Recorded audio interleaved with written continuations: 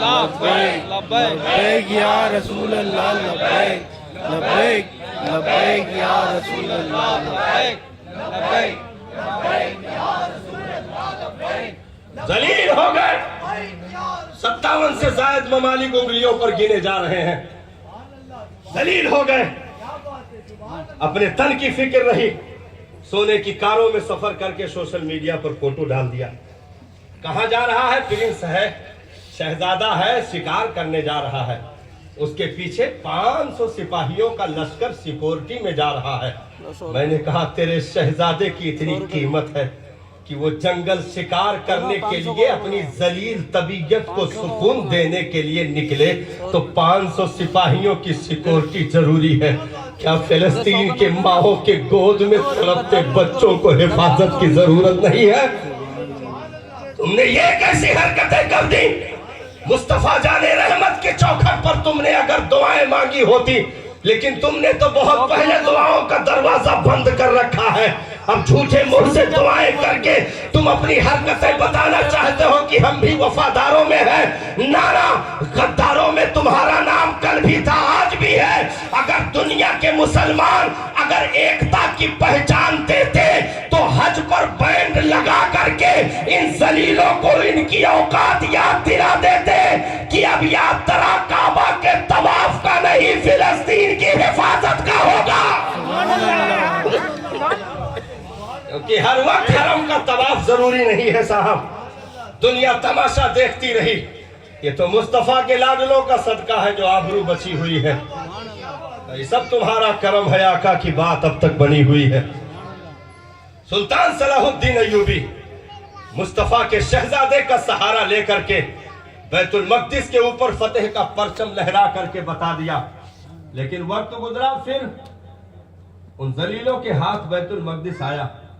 फितने उठे, वो लंबी तारीख है, लेकिन एक छोटा सा गोशा मैं आपके सामने रख दूं।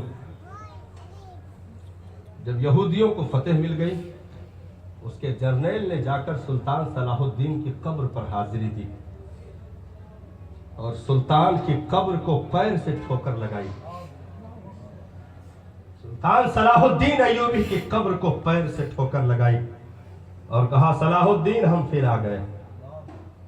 मैंने कहा था सलाहुद्दीन तेरे बाद कोई मां सलाहुद्दीन नहीं पैदा कर पाएगी। हमारे बाद तो हम जैसे आते रहेंगे, लेकिन तेरे बाद दुनिया सलाहुद्दीन अय्यूबी को देखने को तरस जाएगी। आज हम फिर आ गए। आजाद करवाना है, आजाद करवा ले। आज इन जिंदा मुसलमानों से रूहे सलाहुद्दीन अय्यूबी सवाल कर रही है, कहां गए अपनी गैरतें लेकर के लोग? कहां चले गए? मुस्तफा के शहजादों का दौर चलता रहा, वक्त गुजरता रहा। आज आइए फिर उस मोड़ पे एक सवाल उठा, भारत के ईंटों की आबरू कौन बचाएगा? एक सवाल उठा, जिस वतन से वफा की खुशबू मेरे नबी को बहुत पहले मिल चुकी थी, यही हिंदुस्तान की मिट्टी है। जहां से मेरे मुस्तफा को वफा की खुशबू मिल चुकी थी।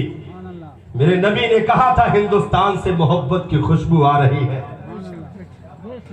मेरे आका ने, वैसे तो आले रसूल अपनी तबीयत से आए आते रहेंगे, लेकिन आने में और भेजने में जमीन आसमान का फर्क है। भेजने का मतलब यह है कि मुख्तार खुद जिम्मेदारी लेकर भेज रहा है। मुख्तार खुद जिम्मेदारी लेकर भेज रहा है। हिंदुस्तान के चप्पे चप्पे पर कहीं से ईमान की शुआएं दूर दूर तक नजर नहीं आ रही थी। सफर तो और लोगों का हुआ, लेकिन अपने खित्ते गली कूचों तक महदूद होकर दुनिया से तशरीफ ले गए। लेकिन उतने में तो काम नहीं चलने वाला। हिंदुस्तान की मिट्टी पर जिसका ख्वाब कभी देखा गया हो,